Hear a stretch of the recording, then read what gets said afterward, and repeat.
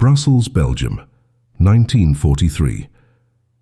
In the shadow of Nazi occupation, where every street corner held the eyes of collaborators and every knock on the door could mean death, a 57-year-old woman stood at the window of a Catholic boarding school and watched the city she loved disappear beneath a tide of swastikas. Her name was Léonie Péclet, but the world knew her as Mother Superior of the Convent of the Sisters of St. Mary. For 2 decades, she had dedicated her life to prayer, education, and the simple routine of caring for children whose parents could no longer keep them safe. But on this particular morning in early spring, as German trucks rumbled through the cobblestone streets and Gestapo officers tightened their grip on every Jewish family remaining in the capital, she was about to make a decision that would transform her from a servant of God into an enemy of the Third Reich. The war had been raging for nearly 4 years, and Belgium had been under the boot of occupation since 1940. What began as a military invasion had metastasized into something far more sinister, a systematic hunt for every man, woman, and child of Jewish descent. The deportations had started quietly, almost politely, with notices and registration requirements. But by 1943, the mask had come off entirely, and the transports to the east were running day and night. Mother Superior Léonie had never considered herself a rebel. She was not a soldier, not a spy, not a resistance fighter in the traditional sense. She was a woman of faith who believed in the power of prayer and the sanctity of human life. Yet, as the Nazi machine ground through Belgium with ruthless efficiency, she found herself standing at a crossroads that no amount of prayer could navigate alone. The convent had always been a place of refuge, a sanctuary where children from troubled homes could find stability and education. But now, in the darkest days of the occupation, it had become something else entirely, a hiding place for 74 Jewish children whose parents had made the most agonizing choice any mother or father could make. They had handed their sons and daughters over to strangers, to nuns who wore crosses and spoke of Christ, because it was the only chance their children had to survive. These were not orphans. These were children with families who loved them, families who were being rounded up and shipped away to places with names that would later become synonymous with hell itself: Auschwitz, Treblinka, Sobibor. The parents knew they were likely going to die. But maybe, just maybe, if they could hide their children behind convent walls and Christian prayers, those children might live. For months, the arrangement had worked. The convent operated under the guise of normalcy, its daily routines of mass and meals providing cover for the 74 children who had been given false names and false identities. Sarah became Sophie. David became Daniel. They learned Catholic prayers they did not believe in, and attended services for a God that was not their own, all while knowing that a single slip of the tongue, a single moment of forgetfulness, could bring the Gestapo crashing through the doors. Mother Superior Léonie walked a tightrope every single day, balancing the spiritual mission of her order with the very real and very illegal act of harboring enemies of the Reich. She was not naive. She knew that if the Nazis discovered what she was doing, the consequences would be absolute. The children would be deported, the nuns would be arrested, and she herself would likely face execution. Yet every morning when she rose for prayer, she did not ask God to release her from this burden. She asked him for the strength to carry it just one more day. But on the morning of April 15th, 1943, everything changed. The city had been bombed before, brief raids by Allied planes that struck military targets and disappeared back into the clouds. But this was different. The air raid sirens began to wail at dawn, and they did not stop. The sound was relentless, a rising and falling scream that sent every person in Brussels scrambling for shelter. Mother Superior Léonie stood in the hallway of the convent, listening to the distant thunder of explosions growing louder, growing closer, and she realized with cold certainty that the building she stood in was no longer safe. The children in her care, 74 souls who had already been hunted once, were now in danger of being buried alive beneath the rubble of a bombing raid they had nothing to do with. She had hidden them from the Gestapo, but she could not hide them from the sky. The decision came to her not as a flash of inspiration, but as a slow, crushing weight. If they stayed, they would die. If they fled into the streets during a bombing raid, They would be exposed, visible, vulnerable to any Nazi patrol or collaborator looking for easy prey. There was no good choice. There was no safe choice. There was only the choice between certain death and possible survival. And so, as the bombs began to fall in earnest, as the windows of the convent rattled in their frames and dust drifted down from the ceilings, Mother Superior Léonie did the only thing she could do. She gathered the 74 children, looked into their terrified faces and told them they were leaving. Not tomorrow, not after the raid. Now. Right now. While the city burned around them, what happened next would become one of the most astonishing and least known acts of heroism in the entire Second World War.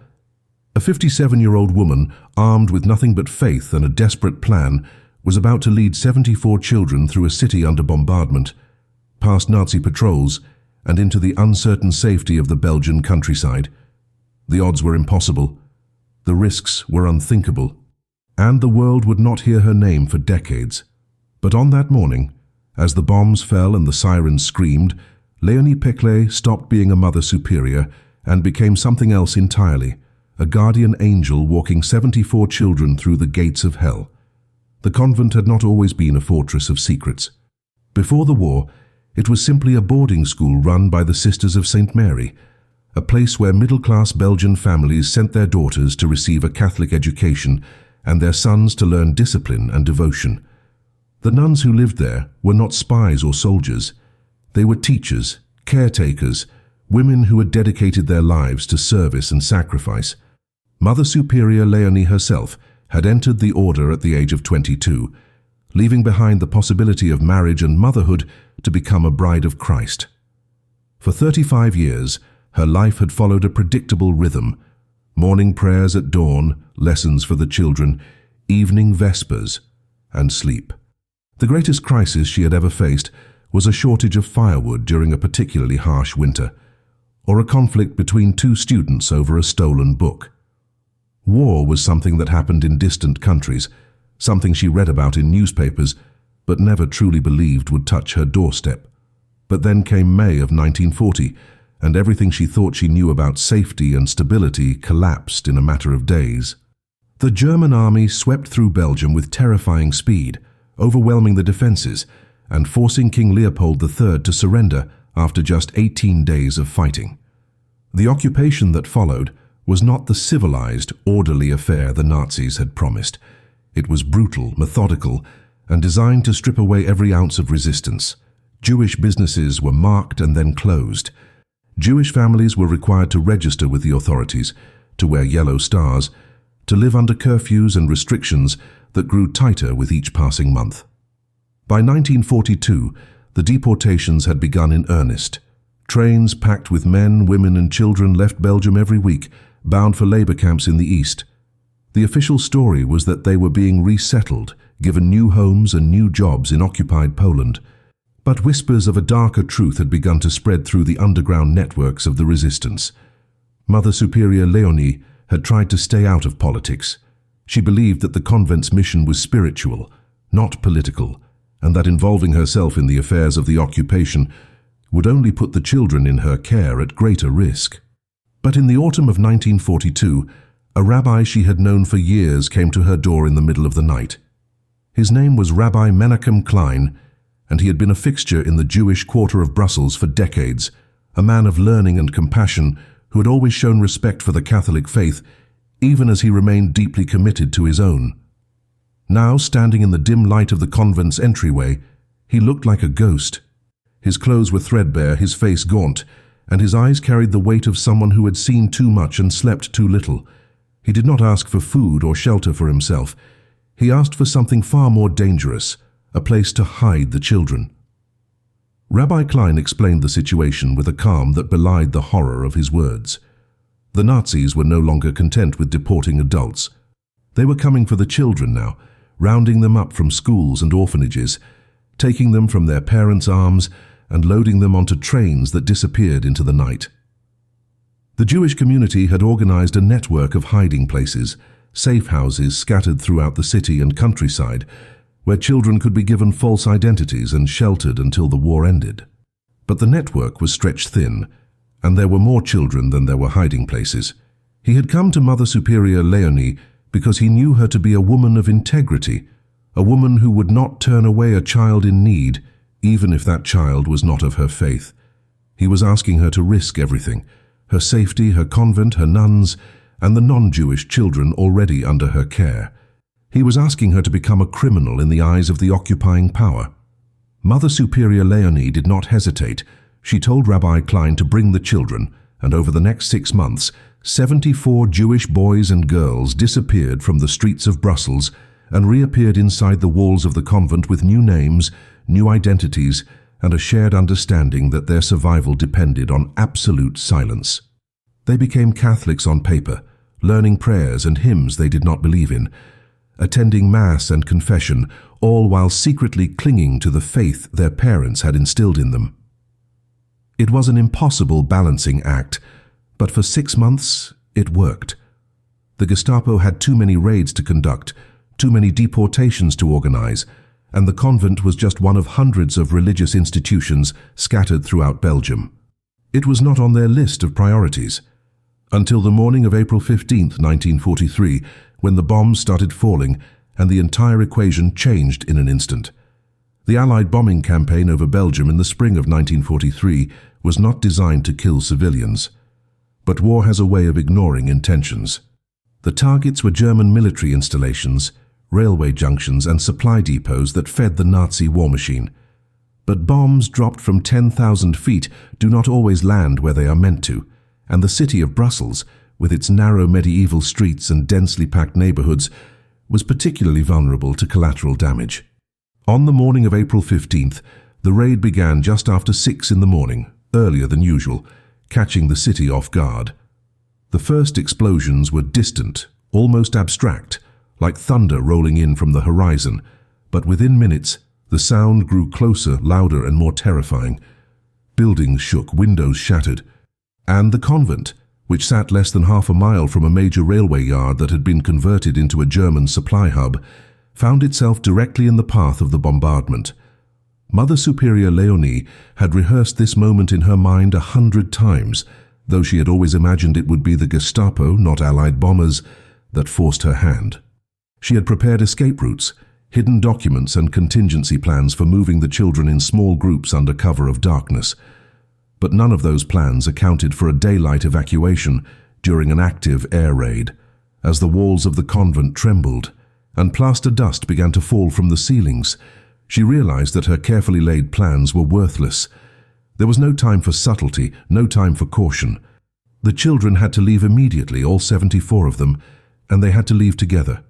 Splitting them up would mean losing track of some, and losing track of even one child was unacceptable. She gathered the nuns and told them to wake every child, dress them warmly, and bring them to the main hall within 10 minutes. There were no questions, no debates. The nuns had known this day might come, and they moved with practiced efficiency. The children ranged in age from 4 to 14, and their reactions to the chaos were as varied as their backgrounds. The older ones understood the danger and moved quickly, helping the younger children tie their shoes and button their coats. The youngest were confused and frightened, clinging to the nuns and asking questions that had no good answers. Why were they leaving? Where were they going? Would their parents be there?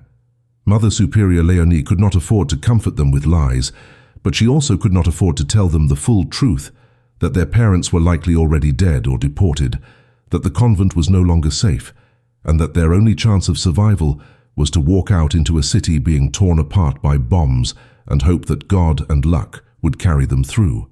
Instead, she simply told them they were going on a journey, that they needed to stay close together, and that no matter what happened, they must remain silent. Silence had kept them alive for 6 months. It would have to keep them alive for a few more hours. The plan, if it could even be called a plan, was to head south toward the countryside, away from the railway yards and the industrial zones that were the primary targets of the bombing. Mother Superior Léonie had a contact in a small village about 15 miles outside of Brussels, a farmer who was part of the resistance network and had agreed to shelter refugees if the situation ever became desperate. 15 miles, on foot, with 74 children, through a city under bombardment, through Nazi checkpoints and patrols, through streets that might collapse at any moment. It was insane. It was impossible. But it was the only option. She gathered the children in the main hall, looked at their faces, some tear-streaked, some defiant, some simply blank with shock, and told them they were leaving. She divided them into groups of 10, each group led by a nun who would be responsible for keeping them together. The children were instructed to hold hands, to walk quickly but not run, and to stay absolutely silent unless spoken to by an adult. If they encountered German soldiers, they were to act calm, to smile if necessary, and to let the nuns do the talking. At 7:15 in the morning, as the bombs continued to fall and the city burned, Mother Superior Léonie opened the doors of the convent and led 74 Jewish children out into the streets of Brussels. The sky above them was dark with smoke, and the sound of explosions echoed off the buildings like the drumbeat of an approaching apocalypse. There was no turning back now. They were committed. And as they stepped out into the chaos, every single one of them, children and nuns alike, understood that the next few hours would determine whether they lived or died. The walk had begun, and the world was on fire. The streets of Brussels that morning were a vision of controlled panic.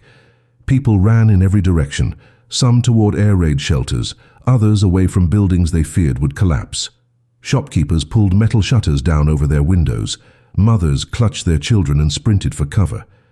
And through it all, the sound of the sirens continued, a relentless wail that made it impossible to think clearly or move calmly. Mother Superior Léonie led her procession of 74 children directly into this chaos, walking with a deliberate pace that was neither too fast nor too slow.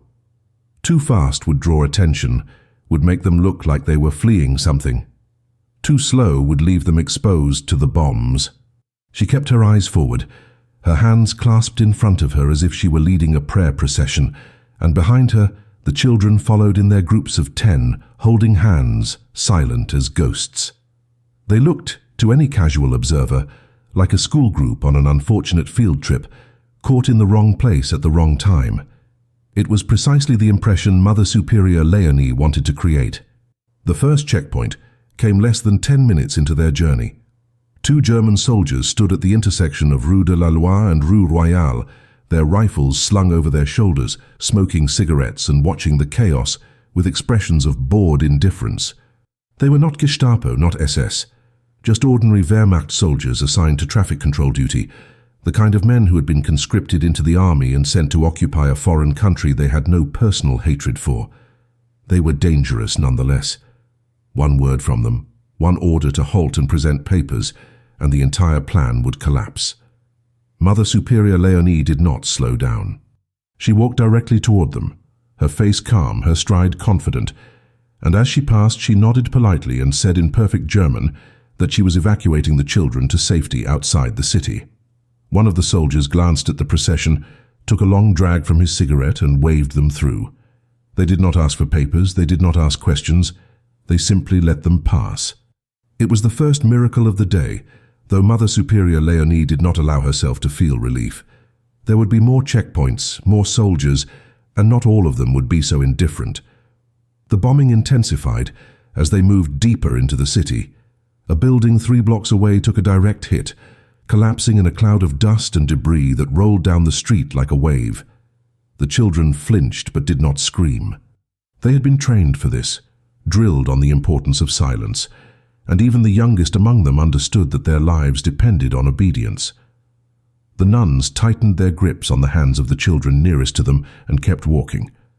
There was no shelter they could run to, no basement they could hide in. The only safety lay in distance, in putting as many miles as possible between themselves and the targets of the Allied bombs. Mother Superior Léonie could feel the eyes of the city on them, shopkeepers peering through cracks in their shutters, residents watching from upper-story windows, but no one stopped them. No one asked questions. In a city being torn apart by war, a group of children being evacuated by nuns was not unusual. It was, in fact, expected. By the time they reached the southern edge of Brussels, nearly 2 hours had passed and the children were exhausted. The youngest ones were crying softly, their legs trembling from the effort of walking without rest. The older children carried some of the younger ones on their backs, their faces pale and slick with sweat. Mother Superior Léonie called for a brief stop in the shadow of an abandoned warehouse, allowing the children to sit and catch their breath. The nuns distributed what little food they had brought, stale bread, a few apples, water from canteens. It was not enough, but it would have to do. As the children ate in silence, Mother Superior Léonie looked back toward the city and saw the black smoke rising into the sky, columns of it stretching toward the heavens like the fingers of some terrible god.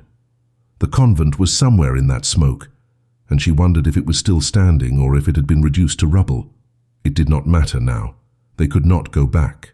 The only direction was forward. The second checkpoint came as they crossed the city limits into the countryside.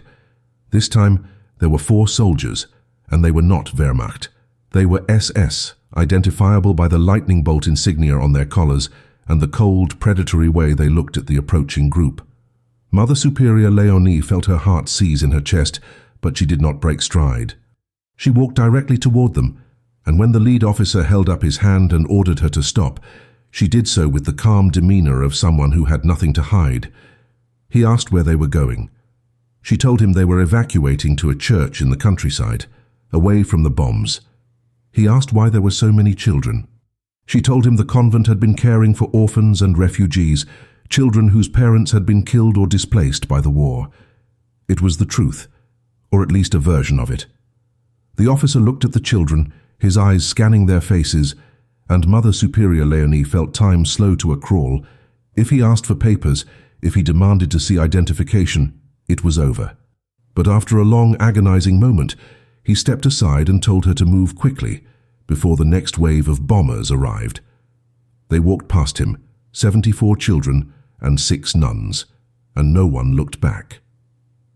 The countryside beyond Brussels was a different world entirely. The narrow cobblestone streets gave way to dirt roads, lined with hedgerows and fields that stretched toward the horizon. The sound of the bombing faded into the distance, replaced by the rustle of wind through the trees and the occasional distant rumble of artillery fire from some unseen front. The children, who had been silent and tense throughout the walk through the city, began to relax slightly, though exhaustion was etched into every line of their small bodies.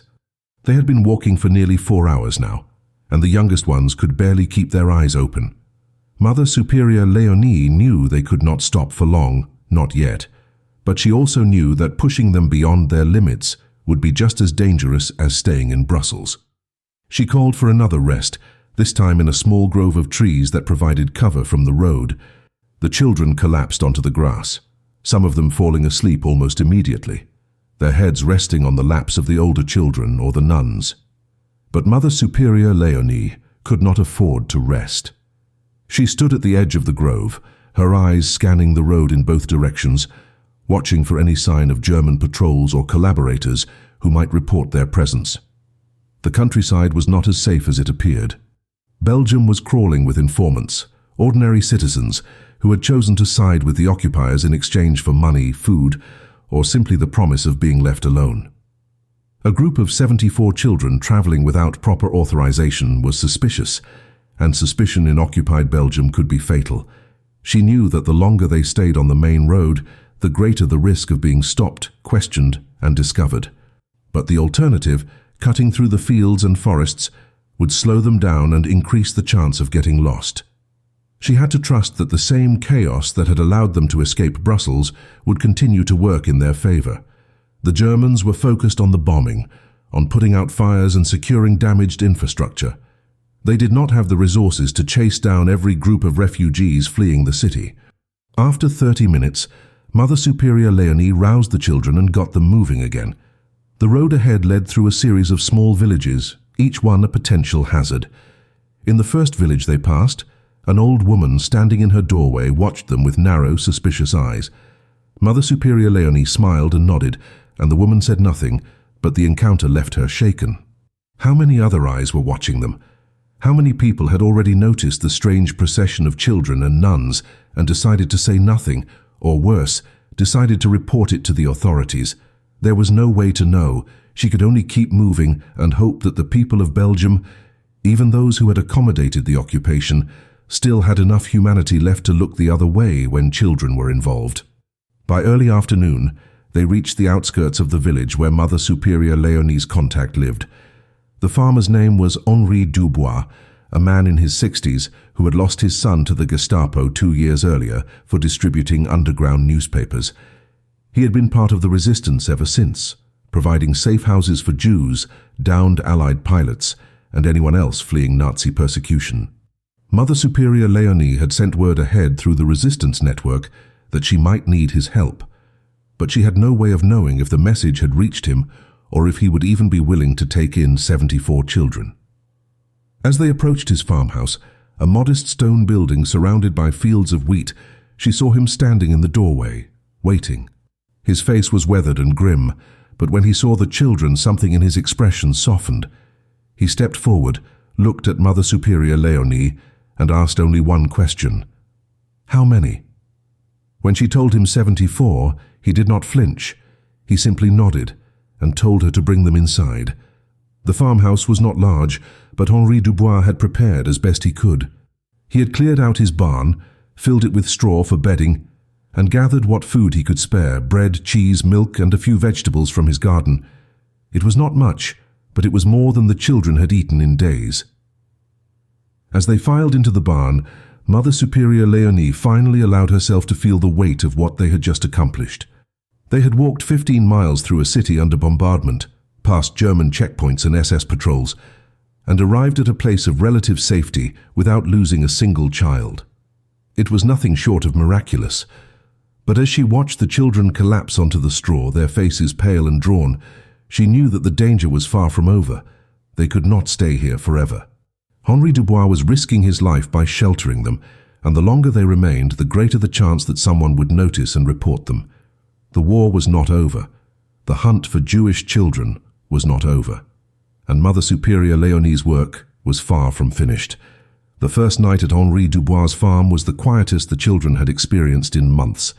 For the first time since they had been torn from their families and hidden behind convent walls, they were away from the constant fear of Gestapo raids and the sound of jackboots in the streets. The barn was cold and drafty, and the straw bedding was rough against their skin, but it was shelter, and shelter in occupied Belgium was a luxury few could afford. The children huddled together for warmth, whispering to one another in voices so low they were almost inaudible. Some of them spoke of their parents, wondering aloud if they were still alive, if they would ever see them again. Others were silent, their eyes staring into the darkness as if searching for answers that would never come. Mother Superior Léonie moved among them, offering what comfort she could, a hand on a shoulder, a whispered prayer, a promise that they were safe for now. But she knew that safety was a relative term in a country under occupation, and that the word itself had become almost meaningless.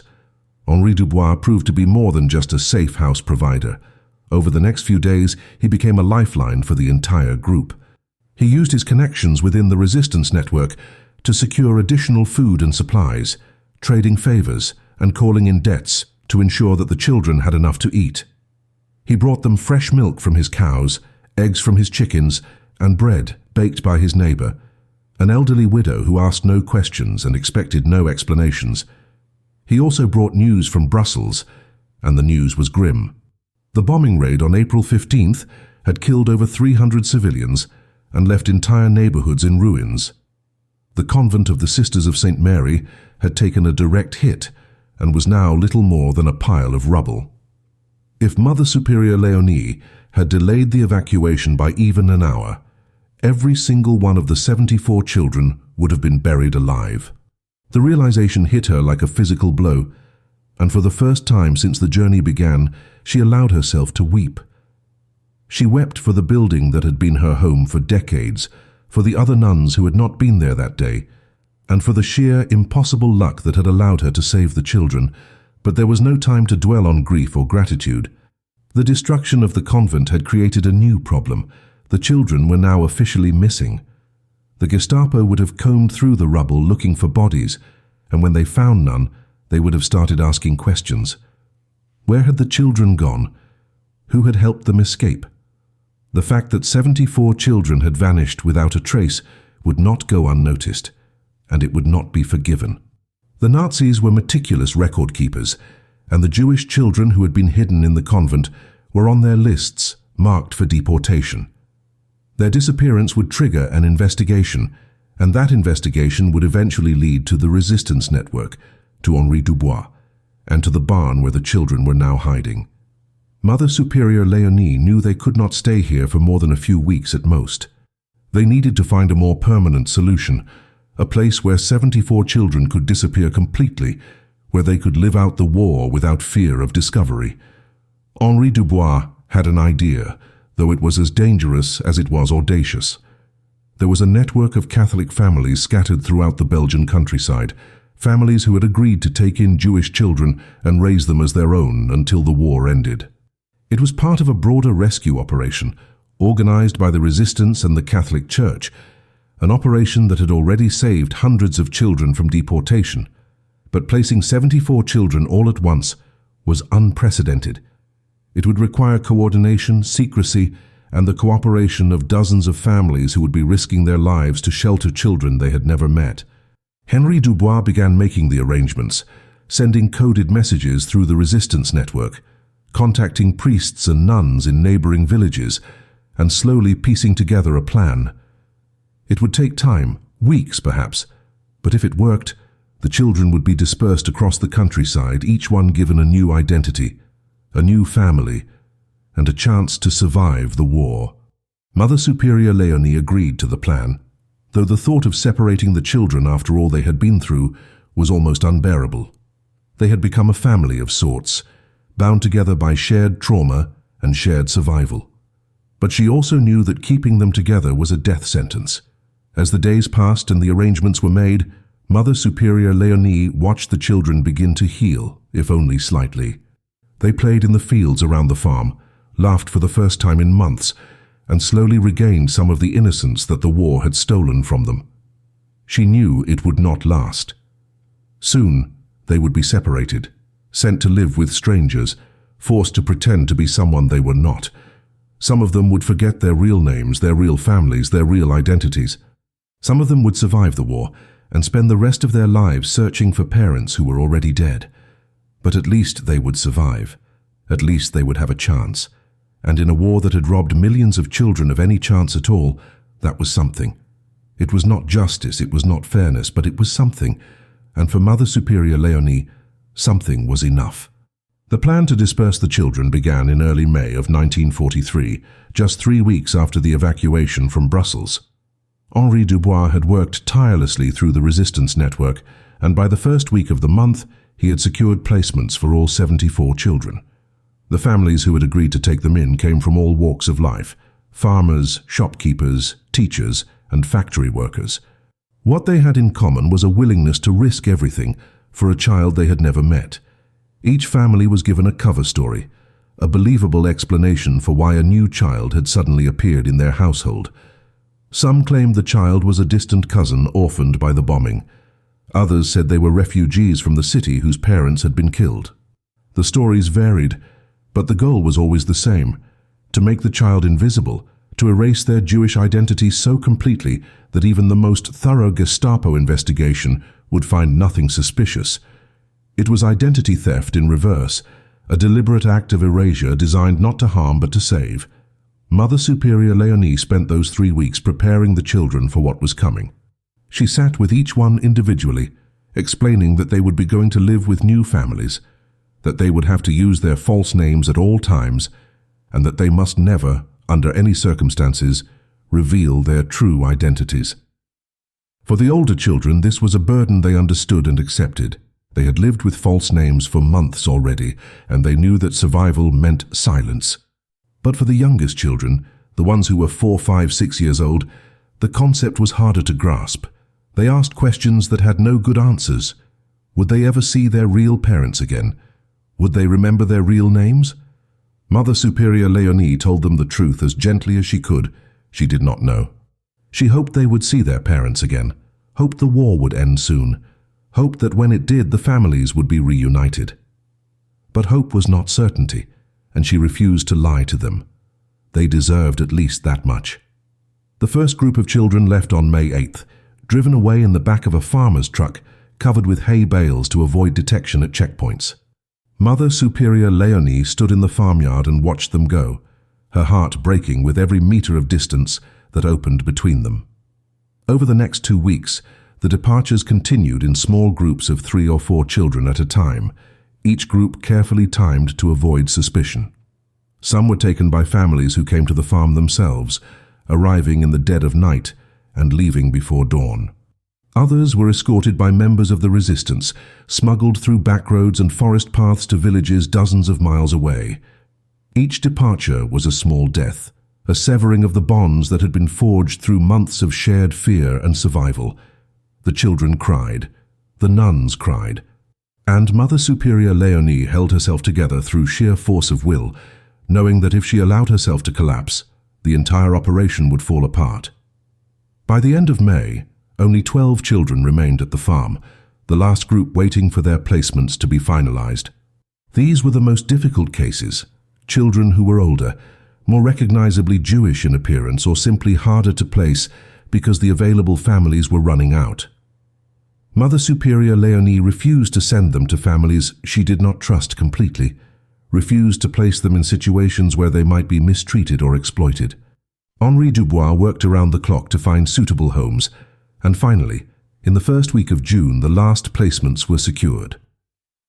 On June 7, 1943, exactly 8 weeks after the evacuation from Brussels, the final child left Henri Dubois' farm.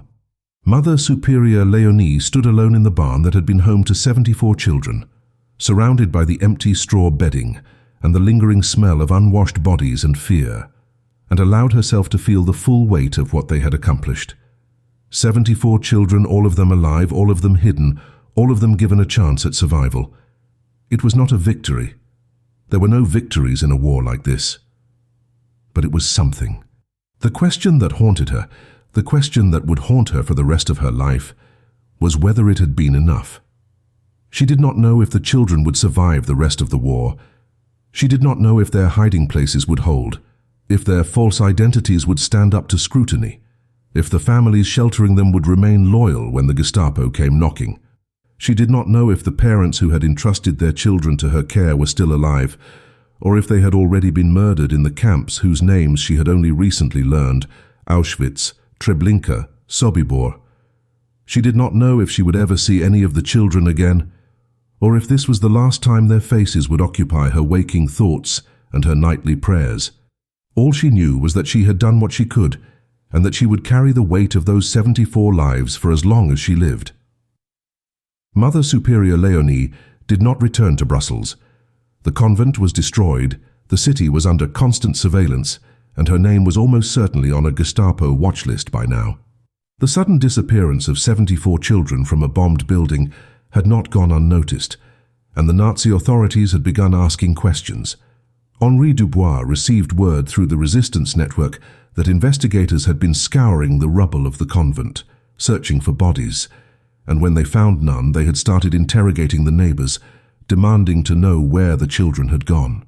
Some of the neighbors claimed they had seen nothing. Others, hoping to curry favor with the occupiers, reported seeing a group of nuns leading children out of the building just before the bombs hit. The Gestapo now knew that the children had been evacuated, and they were actively searching for whoever had orchestrated the escape. Mother Superior Léonie was a wanted woman, though she would not learn the full extent of the danger she was in until months later. Henri Dubois insisted that she stay at the farm, at least for the time being, but Mother Superior Léonie refused to remain idle. She had saved 74 children, but there were thousands more still in hiding, still in danger, still waiting for someone to help them. She began working with the resistance network in earnest, using her connections within the Catholic Church to identify other convents, monasteries, and parishes that might be willing to shelter Jewish children. She traveled from village to village, always under cover of darkness, always using false names and forged documents, meeting with priests and nuns who were willing to risk their lives for the cause. It was exhausting, dangerous work, and there were times when she came within minutes of being caught. On one occasion, she was stopped at a checkpoint by an SS officer who demanded to see her papers. The documents Henri Dubois had provided for her were excellent forgeries, but forgeries nonetheless, and a thorough inspection would have revealed the deception. The officer looked at her papers, looked at her face, and then, for reasons she would never understand, handed them back and waved her through. She did not stop shaking until she was miles away from the checkpoint. The work continued throughout the summer and into the autumn of 1943. Mother Superior Léonie became a ghost, a figure who moved through the Belgian countryside leaving no trace, coordinating rescues, arranging hiding places, and ensuring that the children who had been saved remained hidden. She rarely slept more than a few hours a night, and she lost weight rapidly, her already thin frame becoming almost skeletal. The other members of the resistance begged her to slow down, to take care of herself, but she refused. Every day she rested was a day that a child might be discovered and deported.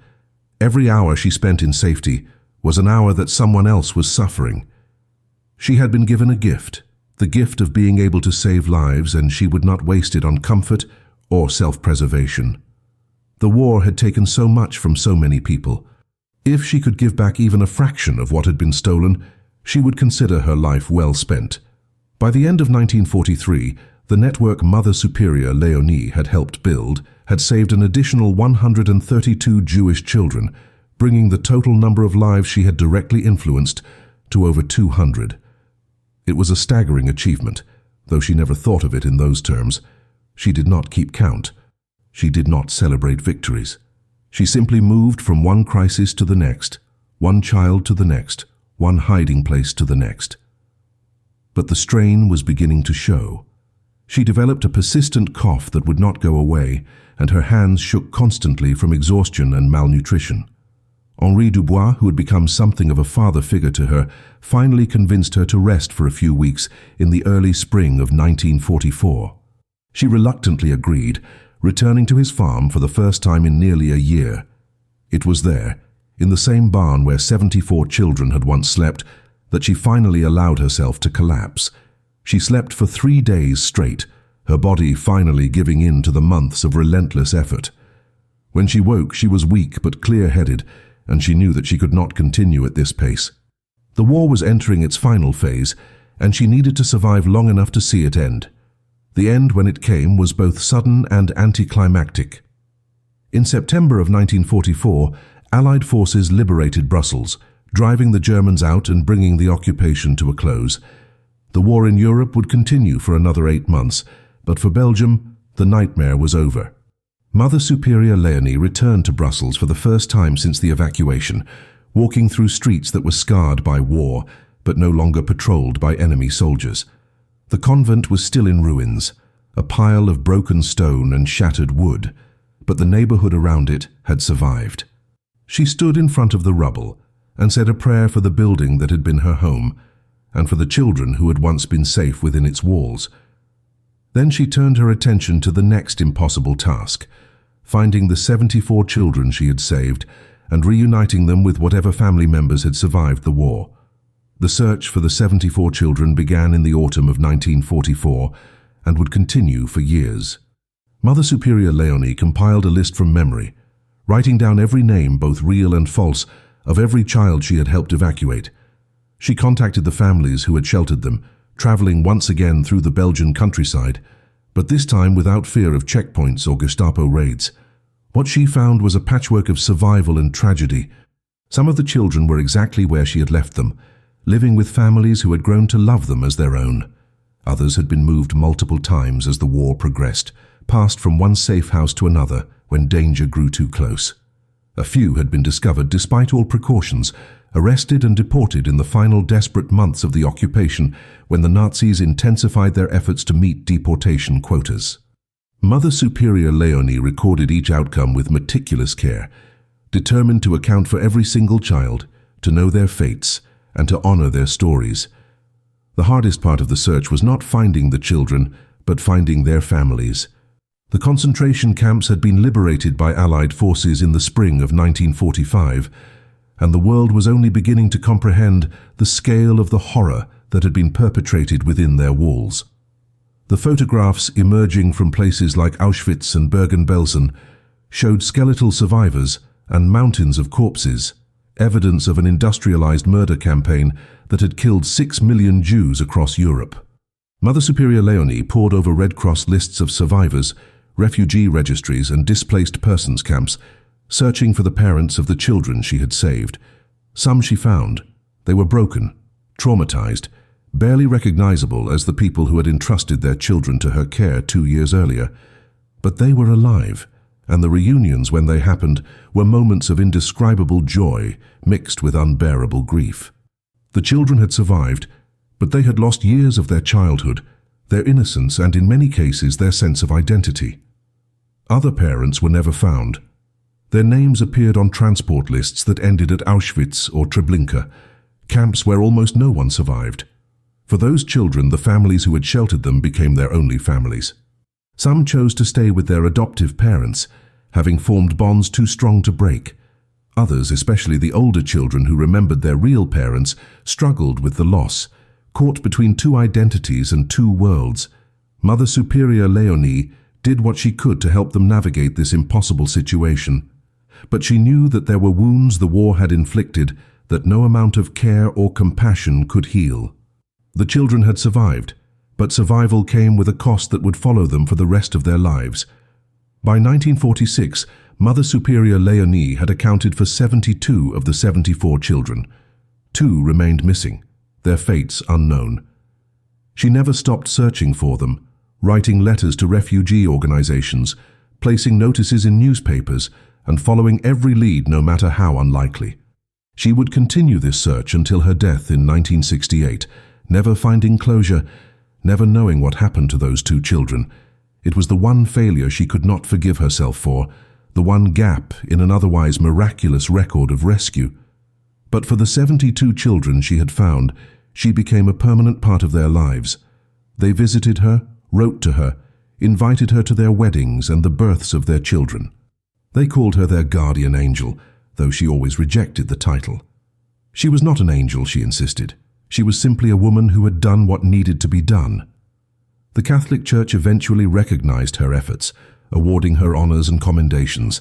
But Mother Superior Léonie declined most public recognition. She did not want awards or ceremonies. She wanted the world to remember the children, not her. She wanted people to understand that the rescue had not been the work of one woman, but of an entire network of ordinary people who had chosen courage over cowardice, compassion over complicity. Henri Dubois, the farmer who had sheltered them, the families who had taken the children in, the members of the resistance who had risked their lives to coordinate the operation. They were the heroes, she said, not her. But the children knew better. They knew that without Mother Superior Léonie's decision to walk 74 children through a burning city, none of them would have survived. They knew that she had carried them through the gates of hell and brought them back. And they never forgot. Mother Superior Léonie Péclet died in Brussels on March 12, 1968, at the age of 82. She had lived long enough to see the children she saved grow into adults, to hold their children and grandchildren, to witness the creation of the State of Israel and the trials at Nuremberg that brought some measure of justice to the victims of the Holocaust. But she did not live to see her story become widely known. For decades after the war, her actions remained largely hidden, known only to the families she had saved and the small circle of resistance members who had worked alongside her. The full account of the evacuation, the 14-mile walk through a city under bombardment, the 74 children saved from certain death, was not documented in any official history. It was a story told in whispers, passed down through families, preserved in handwritten letters and fading photographs. The world had moved on from the war, eager to rebuild and forget, and the quiet heroism of a Catholic nun who had defied the Nazis was lost in the noise of Reconstruction and Cold War politics. It was not until the 1990s, more than 50 years after the evacuation, that historians began to piece together the full scope of what Mother Superior Léonie had accomplished. Survivors and their descendants started coming forward, sharing their stories, and researchers began to connect the dots. What they discovered was astonishing. Mother Superior Léonie had not only saved the 74 children from the convent, but had also played a pivotal role in the broader rescue network that saved hundreds of Jewish children across Belgium. Her coordination, her courage, and her absolute refusal to accept defeat had made her one of the most effective rescuers of the entire war. In 1997, she was posthumously recognized as righteous among the nations by Yad Vashem, Israel's official memorial to the victims of the Holocaust. It was the highest honor the State of Israel could bestow on a non-Jew, and it came nearly 30 years after her death. The ceremony was attended by dozens of the people she had saved, now elderly themselves, who traveled from across the world to honor the woman who had given them life. Today, Mother Superior Léonie's story is taught in schools across Belgium and Israel, held up as an example of moral courage in the face of unimaginable evil. But for most of the world, her name remains unknown. There are no statues of her in Brussels, no monuments marking the route she walked with 74 terrified children while bombs fell around them. The convent where she lived and worked was never rebuilt, and the site is now occupied by a modern apartment complex whose residents have no idea what happened there 80 years ago. History, it seems, has a short memory for the quiet heroes, the ones who did not seek glory or recognition, but simply did what was right because there was no other choice. But the children remembered, and their children remembered. And now, finally, the world is beginning to remember too. Mother Superior Léonie Péclet walked 74 children through hell and brought them out the other side. She gave them life when the world had decided they should die. She refused to accept that evil could triumph, and in refusing she proved that even in the darkest moments of human history, there is always room for light. Her story is not just a story of the past. It is a reminder for the present and the future that ordinary people, armed with nothing but courage and compassion, can change the world. One child at a time. 74 children at a time, and that is a legacy worth remembering.